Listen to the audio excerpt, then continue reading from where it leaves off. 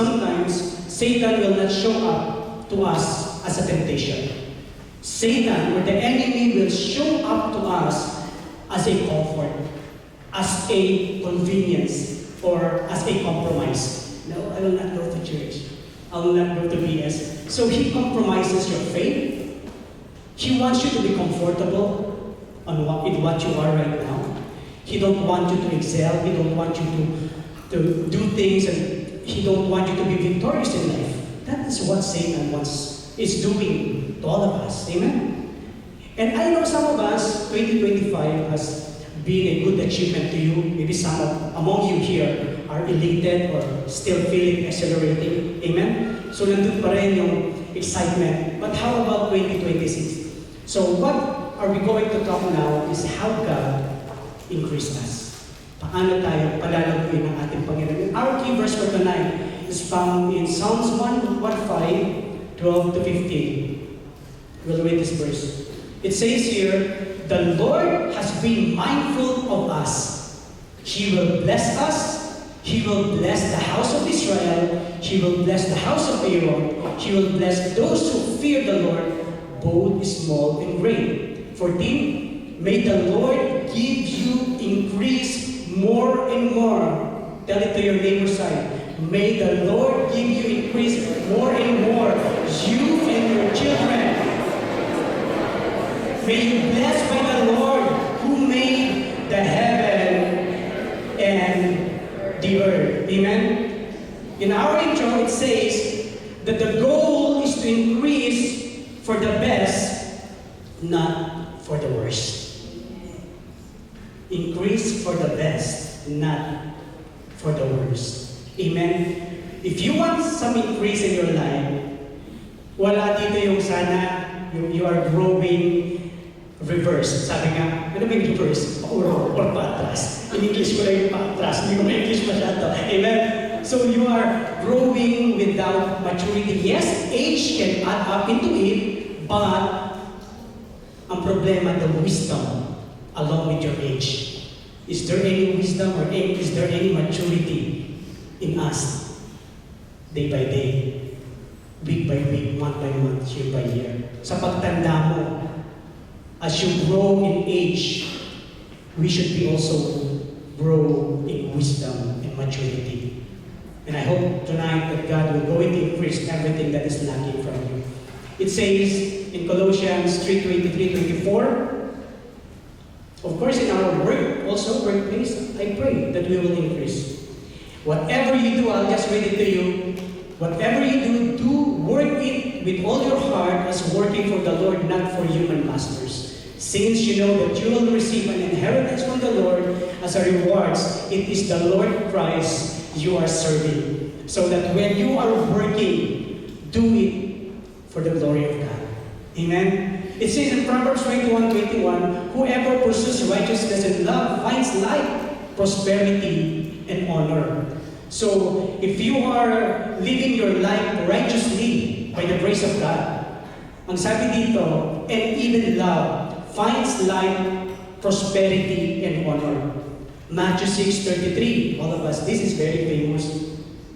"But seek first this kingdom and his righteousness, and all these things will be given to you as well." Proverbs 16:3, "Commit to the Lord whatever you do, and he will establish your plan." Amen? Commit everything, your work, your plan, everything. And number 2, spiritual and faith-based principle for experiencing an increased life. Hindi na po natin patatagalin. Ano yung una natin? Number 1, do not limit God. Sabi mo sa katabi mo, do not limit God. Sometimes, this is the very problem. It's a very simple. You will always say, "Oh God, this is your portion, this is mine." Amen? Kaya huwag mong limitahan ang ating Panginoon. Because the Lord has been mindful. The Bible says, no, the Lord has been mindful of you. Be mindful of Him. And that will take us to our point number 1. And number 1 subway. The Lord has been mindful of you. Be mindful of Him. Amen. Iniisip mo ba ang Diyos? Are you mindful of God? We are always saying, Lord, we praise you, we worship you. And sometimes we don't even think about Him. Kung nasasaktan siya, amen, if God is hurt on what we are doing, sabi ko kanina, if we are compromising our faith, if we are doing something that is not good in the sight of God, are we thinking of Him? Because God does. He always thinks of us. Amen? And despite of the greatness of God and our smallness, God will always be mindful of you. Amen? Lagi ka po iniisip ng ating Panginoon. And I just want to say to you that sometimes we need to encourage ourselves and tell to ourselves, at isipin mo, think about God. Especially when you are alone. Amen? It says in Psalms 8:4-5, what is a man that you are mindful of him? Sino nga ba naman ako? Who am I that God is thinking of me? Who am I? And the Son of Man that you visit him.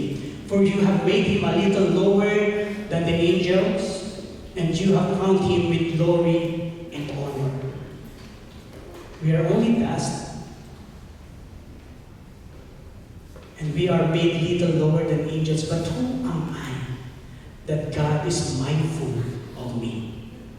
Did you ever think about that? And Matthew 10, it says, 10:29-30, are not 2 sparrows sold for a penny? Yet not one of them will fall to the ground outside your Father's care. And even the very hairs of your head are all numbered. Can you touch your hair? Sorry sa wala. And all numbered. It means, how can I explain this one? For example, we have 200,000 hairs out the count. But numbered, the meaning of numbered, your hair is, may marka siya, numbered siya. God knows if the 225 number of your hair has fallen down. Hindi lang counted. It's not only counted, but your hair are numbered. So whatever fall in your hair, God knows it. And what does it mean? So it means, in this verse, we can see that the attention of God toward us is very detailed. Detalyado pa ng Panginoon. He knows you more than you know yourselves. Amen po? So it means every concerns of your life, God knows it. Sabihin mo sa katabi mo, tell to your neighbor, alam nila ng concern mo. Kaya, if you are not feeling well, if you are not okay, tell the truth.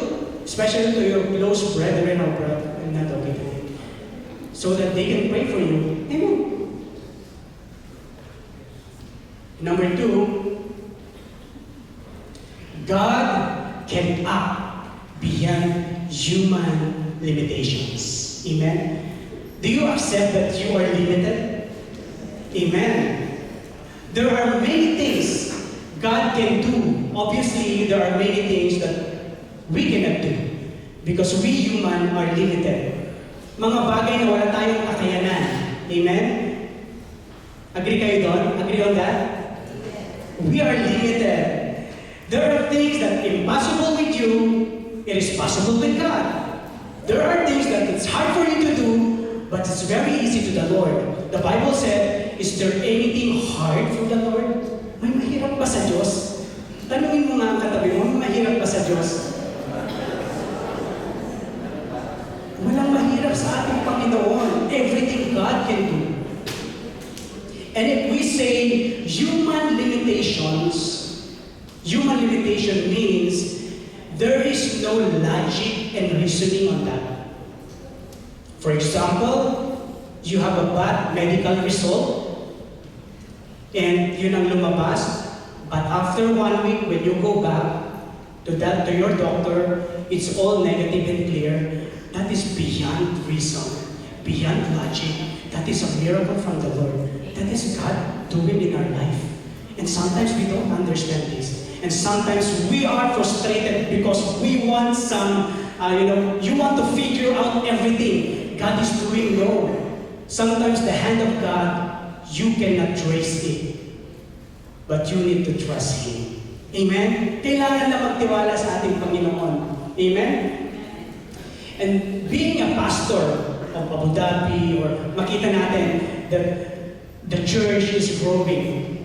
So that is a miracle. It is not by my own strength. Sometimes you cannot understand yung nangyayari, di ba? You use that place, it's very small, and then it's getting bigger and bigger. And that is not you. It is God who is working on it. Amen? And that is a miracle. Sometimes you cannot understand those things from the Lord. And the thing is, we must acknowledge that not everything is self-made by you. Because God sometimes is acting on the things that you don't have capacity or capability to do it. That is the work of God to all of us. Amen? God can act beyond human limitation. It said in Ephesians 3:20-21, it says, now to Him who is able. Sino po yan? Now to Him who is able. Or hindi naman sinabi dyan, now to you, you are able. No. The Bible said, it is God who is able to do immeasurably more than all we ask or imagine. According to His power that is at work within us, to Him be the glory in the church and in Christ Jesus throughout all generation, forever and ever. Amen. God is at work in us.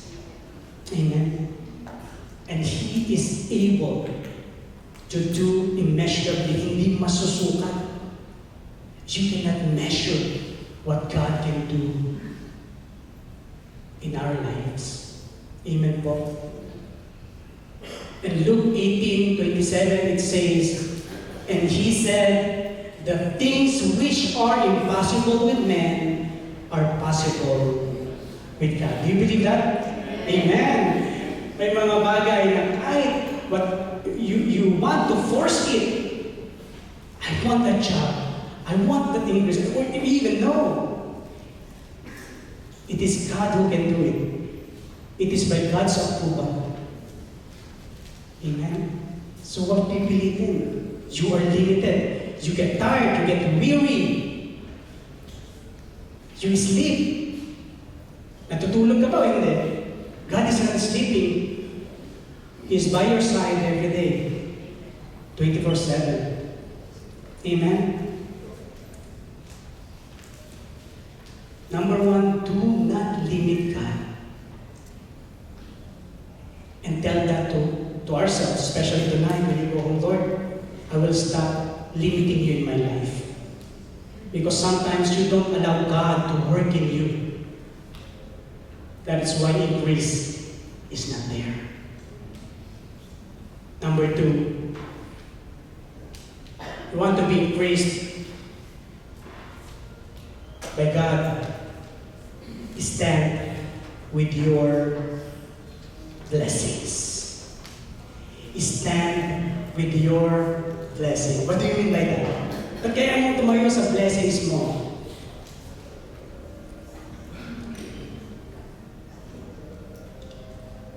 Because sometimes, when God blesses us, we cannot stand on that blessing that He is giving us. We easily forget God. When God increases you, when God blesses you, when God answers your prayer, we easily drift away and forget God. That He is the one, He is the source, He is the ultimate source that has given you the capability of that blessing. Diba minsan may mga hiniling ka in your ministry, tinatanong ko, what is that song, Ocean? That, Lord, I will work with you like without boundary. And when you are now in the ministry, burden is there. It's not joyful, Lord. Bakit ganito? Why? You have prayed for that. You have prayed for son, and God give you twins or triplets, and now here you are, nagre-reklamo, complaining, Lord, why you have given me 12? I'm only asking you one. You have prayed for blessing. You need to stand with your blessing. Amen. Remember, every increase of blessing by God are also accompanied by challenges. Along with that is responsibilities. That is why when your company increases your salary, there is a responsibility. And you need to stand with that. Amen? You need to stand. There is a challenge on that. There is a responsibility on that. And I pray that when God blesses you, maintain your faith and even your gratitude to the Lord. Amen? Your faith and gratitude to the Lord. Even your resilience. So even though that you are tired or you cannot stand with that blessing, you can easily recover on what you are going through. Focus on God every time. Amen? Deuteronomy 8:1-18, it says, "Be glad every command I am giving you today, so that you may live and increase and may enter and possess the land the Lord promised on oath to your ancestors." 18, "But," I know that Pastor James' favorite nito, "but remember the Lord your God, for it is He who gives you the ability to produce wealth, and so confirms His covenant which He swore to your ancestor, as it is today." Imagine, the ability to produce wealth, sino ang nagbigay sa iyo? Ang Diyos. At minsan, kinakalimutan mo when God has given you the kind of wealth or increase or blessings in your life, you are easily out of focus. Your trajectory is not on God anymore.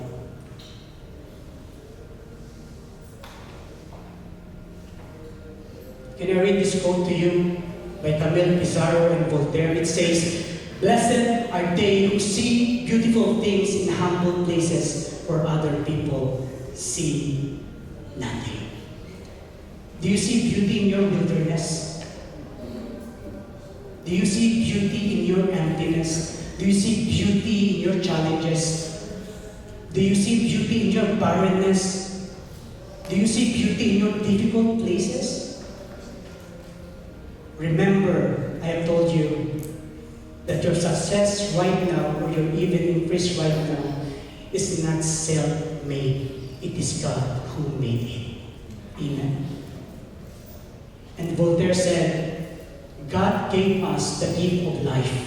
It is up to us to give ourselves the gift of living well. Amen? Number 2, focus on God while being blessed. Amen? Focus on God while being blessed. Put God first and remember His faithfulness to you. Prioritize your prayer life. Read scriptures daily. Even if it seems hard to you, do it. When you feel not praying, pray. When you feel not reading the scriptures, pray. When you feel not doing your journal for the Lord, do it. When you feel not singing for God, to worship God, do it. When you feel not going to church, go to church. Because that is the devil's game. He is putting every obstacle for you to back down, to be focused on God. Amen. Focus on God while being blessed. Journal your blessings write down answered prayers, write down prayer requests, and you have those things that you can go back and return, God, He is really faithful. He answered my prayer. Document those prayer requests, and you will be amazed how God answers your prayers. Serve others. Use your blessings to be a blessing to people. Avoid forgetting God's faithfulness. That is the common trap Christians is facing. We easily forget. We easily forget that even though we pastors or preachers doing the sermon, if you will going to observe those preachings that we have, minsan nga parang umuulit lang talaga. Because sometimes people easily forget. Do you know the sermon of Pastor James last week? Do you know my sermon last week or last? No, we easily forget. Especially when you are not journaling.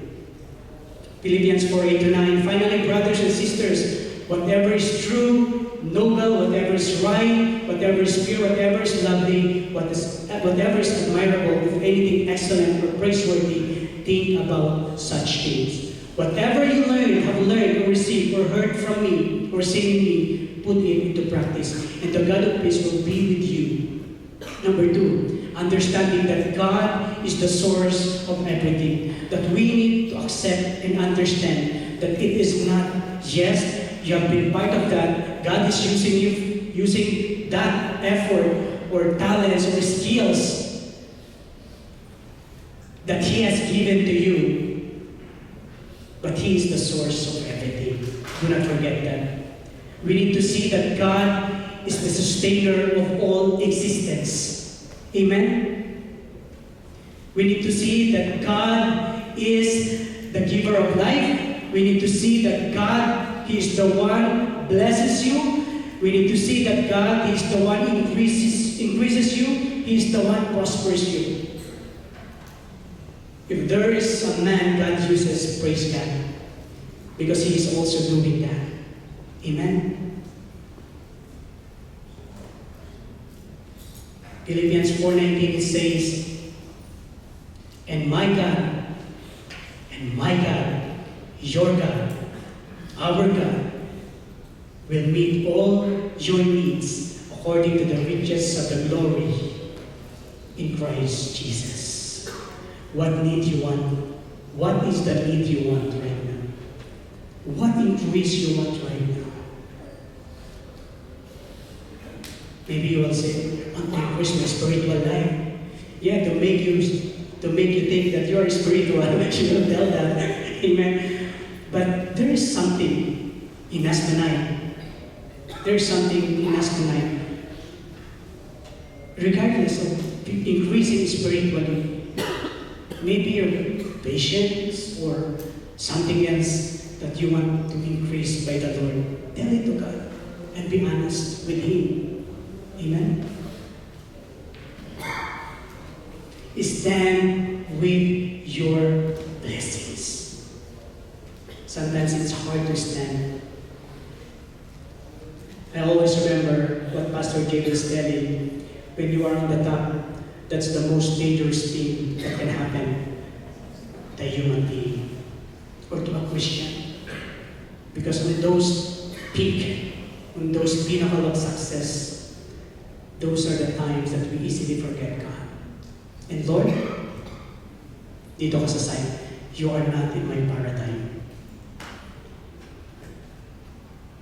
And hopefully, that we will not forget God. Because He has given you the ability to produce well. Amen.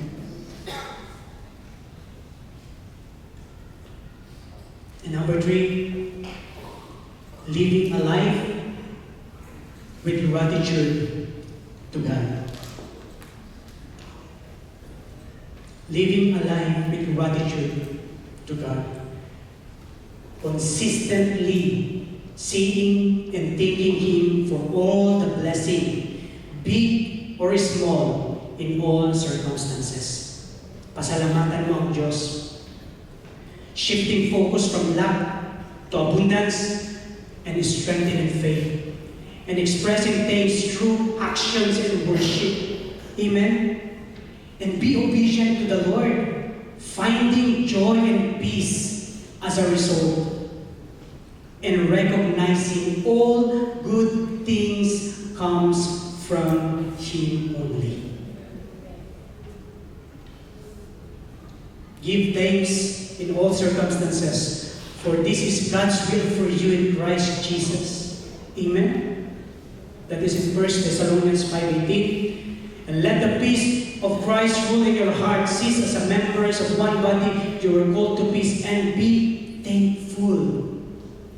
Psalms 104, enter His gates with thanksgiving. When you are coming to the church, I hope that you have a thankful heart. Gratitude with the Lord, amen? Giving thanks and praising Him. And live your life having that gratitude, not only here, but every day.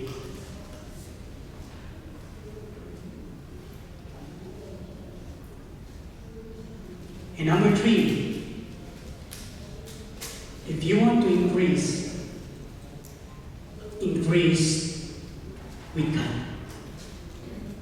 If you want to increase with Him. Amen. Not to anyone else. Yes, it will follow if God will allow it, increase with God. Number 1, He is able to increase you beyond your highest expectation. Sabihin mo sa katabi mo, what do you expect?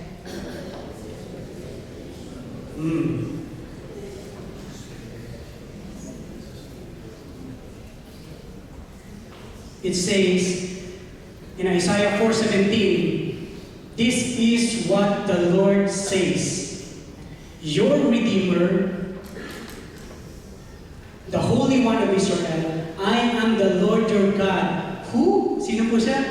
Teaches you what is best for you. That is the Lord speaking, who directs you in the way you should go.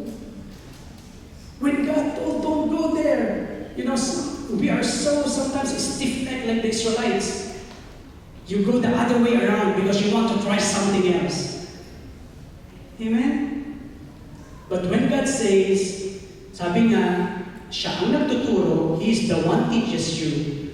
Hindi lang yun, hindi ka lang tinuturuan, pero He is teaching you the best for you. Who should you listen? Your ego, your pride. Some people out there, no, it should be God first. You should listen to Him first. Amen? In the way you should go. Number 2, desiring and expecting growth and increase in all aspects.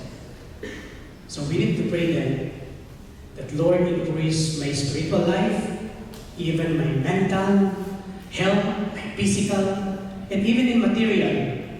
Iuli mo na yung material. God knows what you need. Amen? Because it is God's will for you to flourish. Amen? He wants you to flourish in life. God wants to expand your influence, become more fruitful to glorify Him. God don't want you to rely on yourself, but on God.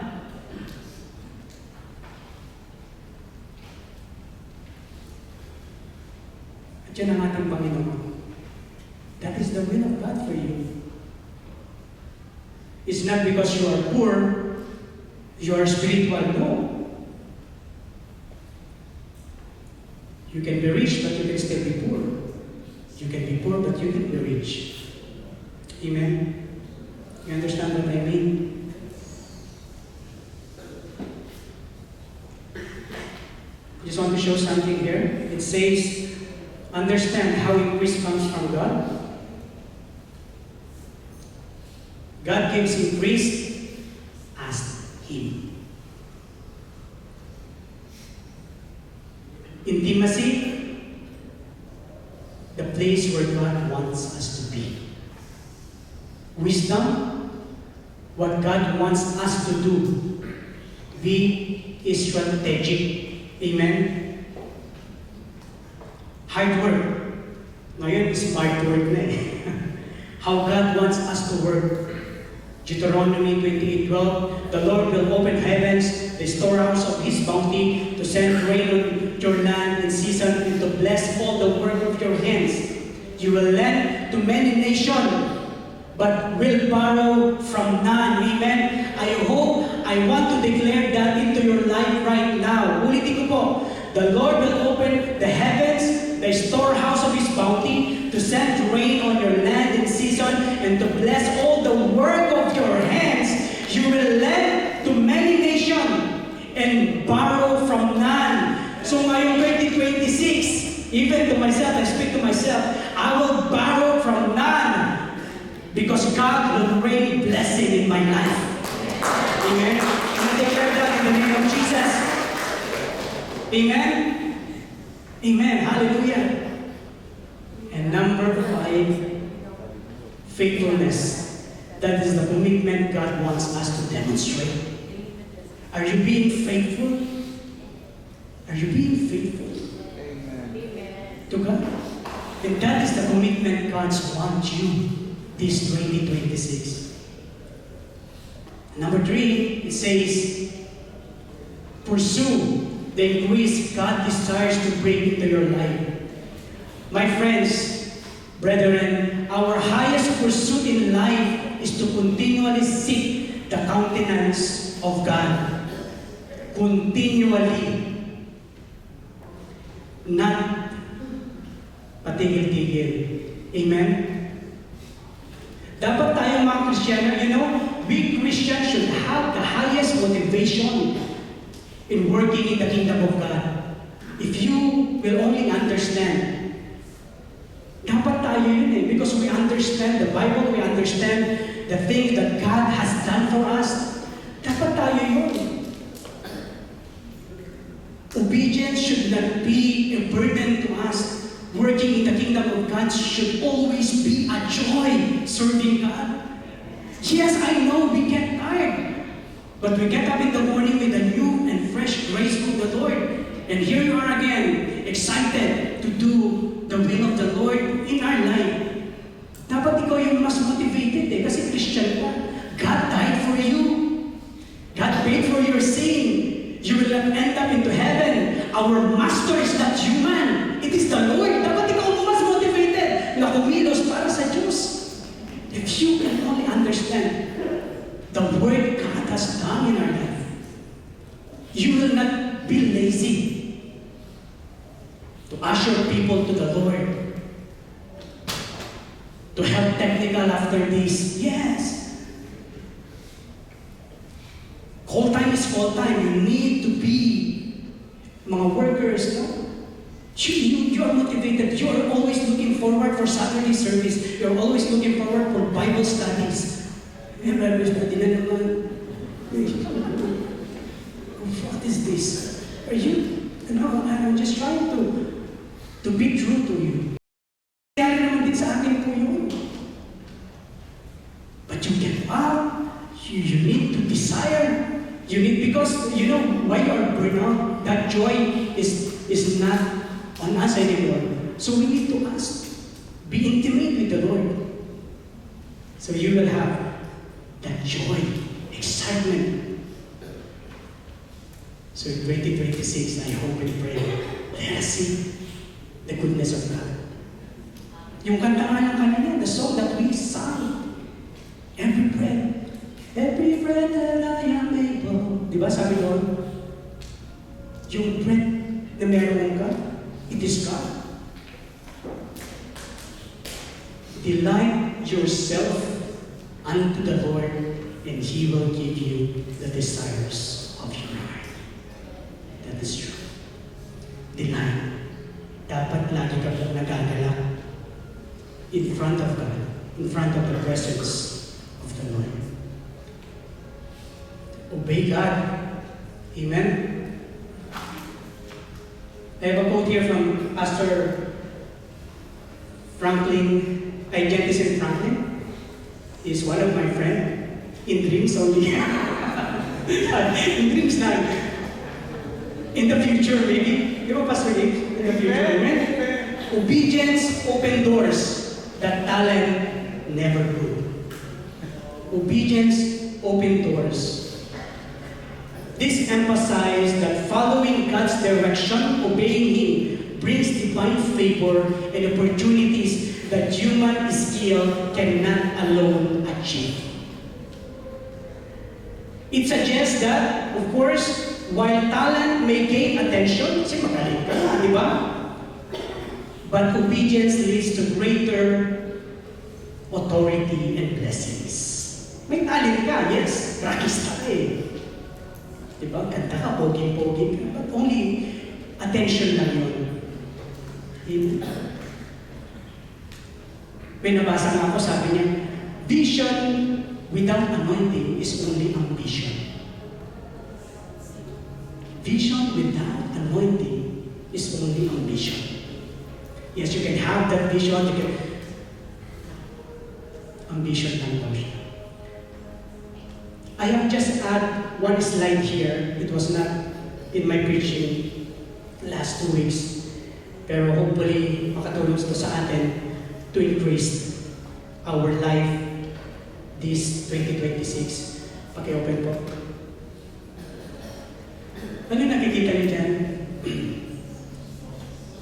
Do not underestimate the importance of small steps. Yes. These things we are seeing now encourage us to find joy in the process. Sometimes we people want to achieve big. I want to have 100,000 salary. And if God have given you that, can God trust you for that?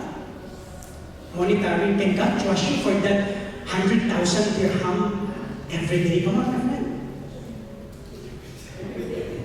Naibigsan ka nga ng 500, di ka nakita dito eh. Then, biro lang po. Di ba? Amen. See, never underestimate the importance of small steps.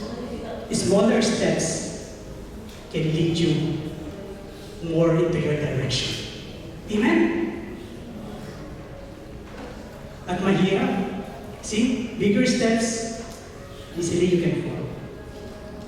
And 10 years ka na that you are having that dream or ambition, but still you cannot reach that big because you want to be on the high, on that position.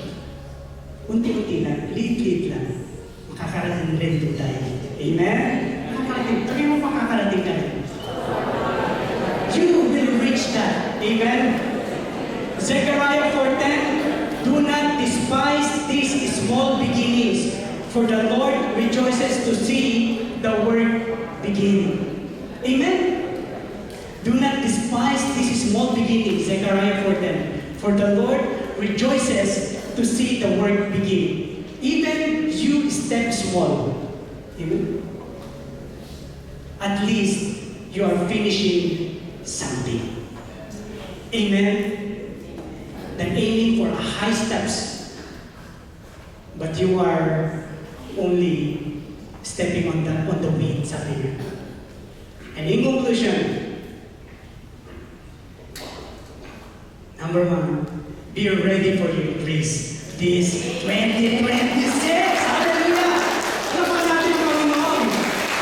Maybe some of you are thinking only for money, huh? No. Increase in faith, increase in love, increase in everything that is good for you.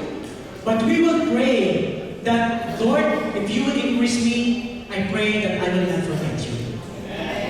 If you increase me, that is the motivation that I will use to be more closer to you. Amen? Amen. Proverbs 3:5-6, the Bible said, trust in the Lord with all your heart. Anong sabi? With all your heart. Not half heart, not one fourth, all your heart. And lean not on your own understanding. That is the problem. We are leaning in our own understanding.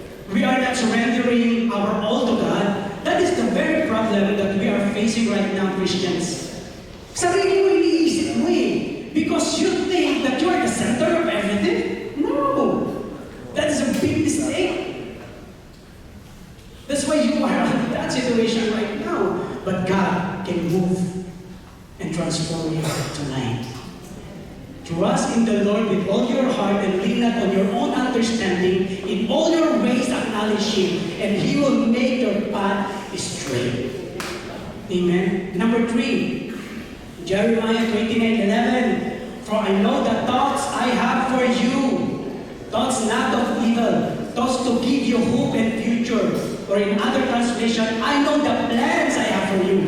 Plans to prosper you and not to harm you.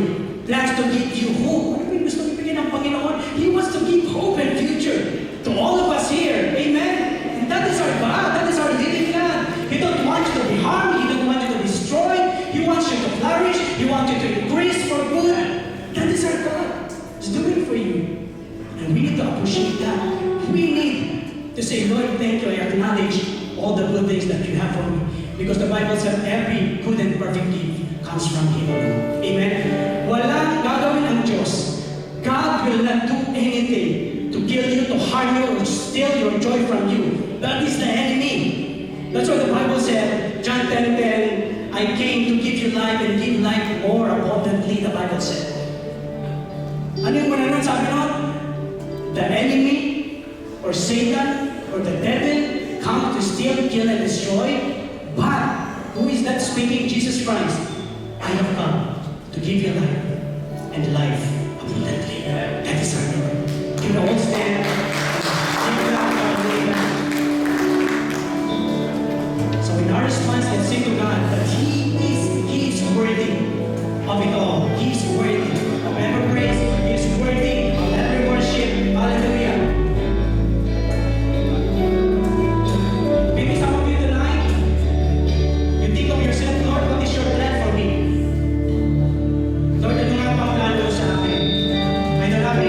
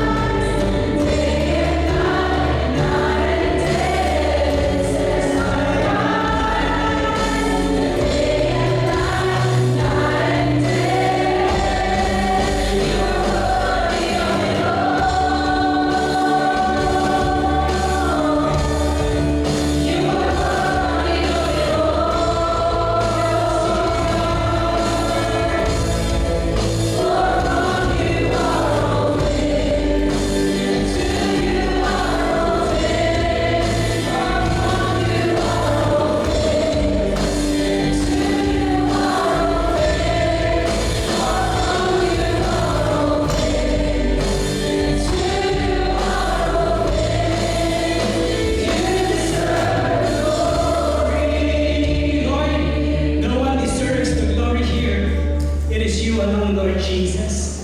That's why we're giving the highest praise, Lord God. We're giving the highest adoration. We're giving the highest worship.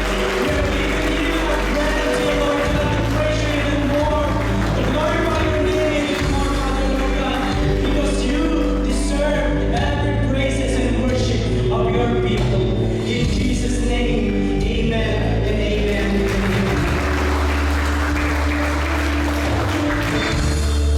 Praise God. Thank you, Pastor Franco. We appreciate that inspiring and very powerful message that increase po ba ang faith ng bawat isa? Amen. Sabi niya, increase, but do not limit God, stand with your blessings, increase our intimacy with God, and let's continually increase our faith, di ba? One step at a time. Amen. So, also thank you to our music and dance ministries opening, and of course, ating Brother Francis, yan, first time yun nag-opening, praise God, brother, and syempre si Sister Iwan for your heartfelt prayers. And of course, to those who have given their tithes and offerings, may God bless you abundantly. At this point, let us welcome our first-time visitors. Let's welcome Maxis Malot. Where are you? Yes. Continuous. So yun, syempre kasama rin po si Habibi niya, si Brother Dennis, si Mama Celine, and Nene and Pilar. Si Tita, si Mami. Sila po yung parents ni ating mga beautiful na kambal, si Maria and si Molin yan, from the US po. Shane and Mayrel, invited by Brother Philip and Sister Leila. Sabi kayo, sige po rin po recognize kayo natin congregation. Thank you. And Elita and Eloisa, invited by Brother Kevin. Hello, welcome. Yes, maraming salamat. Thank you for your attendance tonight. And please stay after the service. Our prayer warriors will approach you and will pray for you. If you have any concerns, please do tell them. But and this is not hopefully your first time, and hope to see you again next week. Oh, amen. Announcements. Yes, spiritual growth class, Feb 15, 22, and March 1. Time po is 2 p.m. sa Pastoral House. So those who are interested, please inform your heart group leaders. Every Sunday po. And heart group leaders training. So start po niya sa Feb 4 na, every 8 p.m. to 9 p.m. via Zoom. So your registration fee is 50 per person. So please inform Sister Hazel po. Ayan, wow, dito po. So yeah, so lahat po na wala pa pong heart group. So please approach po our heart group ministry head, Sister Hazel, para kung saan po kayo located, and she can share you the contact number of the heart group leaders. Yes, tomorrow, nahanda na po ba tayo mas maging intimacy with the Lord? Yes, amen. So tomorrow is our first day of prayer and fasting. So pursuing God. So January 25 to 30, tomorrow po is our opening, January 25, 8 to 9 a.m. sa Richmond Dale, room 8, 604. So tomorrow po, tapat po siya ng Reef Mall. Okay, and of course, sa Feb 1, workers team building, 9 a.m. to 3 p.m. sa the Build Bar. So, leaders team building program flow upward together, called to serve, build to stand. Yan. So, hopefully, makita po namin kayo doon, yung mga leaders. Please free your Feb. Meron pa, Christ Ambassador.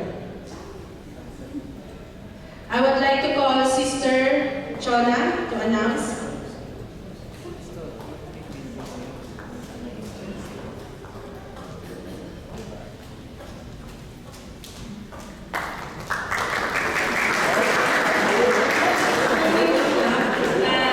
Good evening po everyone.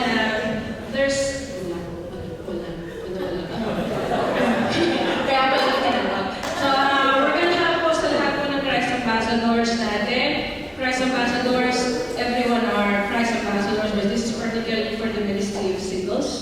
kilala niyo po yung mga sarili niyo kasi hindi po yung mga singles.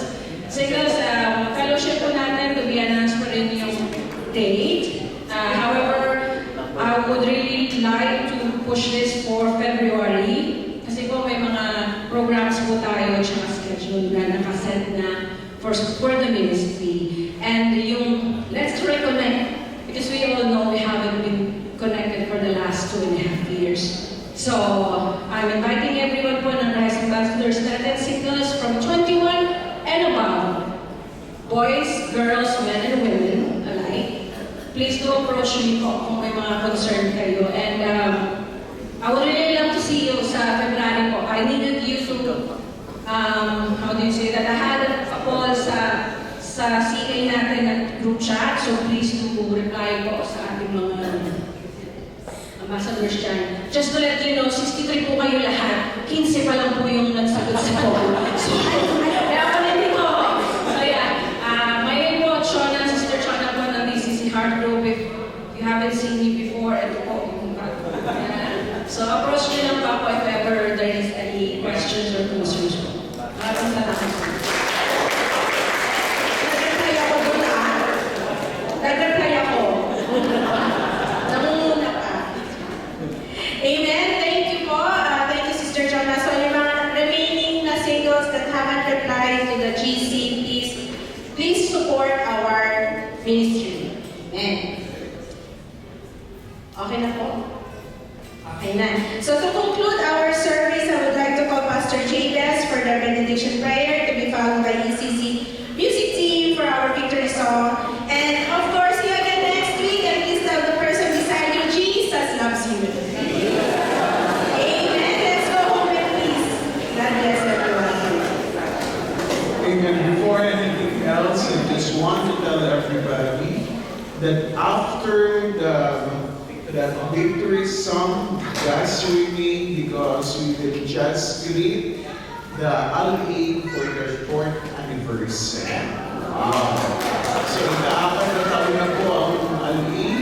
Thank God for what the Lord is doing for our church. Amen. So, and also, I just want to remind everybody who are not yet finished your Christian growth, you have to attend, especially if you are now a worker but not yet finished your Christian growth, you have to attend. And those who are new one, register now because this is just only limited. I will only get 30 participants. And if this is already full, you have to attend next year because we have only Christian growth once a year. So to those who are not yet finished with your Christian growth, you have to attend. Amen? You know, Brother Philip is asking, is those single mom are welcome to single ambassador for Christ? So if you are a single mom, you can join the ambassador for Christ. Even you are already 70 years old, as long as you are single, also single dad, you can also attend ambassadors for Christ. Amen. Are you blessed, church? Do you accept increase in your life? And parang hindi. Do you accept increase to your life? Amen. So expect from God, not to people. Amen? So let's have our closing prayer and our meditation. Heavenly Father, thank you so much because you have promised to each one of us that you prepared good life for us, oh Father. And Lord, we will never sidetrack by anything that will happen along our way, but we will just focus in you alone, oh Father. For we know, O God, that you are a God who knows what is best for your people. And as we depart from this place right now, O Lord, I pray that let the love of the Father be with us always, and even the saving power of Jesus Christ, to whom we anchor our faith unto Him. and the communion and fellowship of the Holy Spirit be with us forever and ever. Amen. So God bless us all. Let's have our victory song.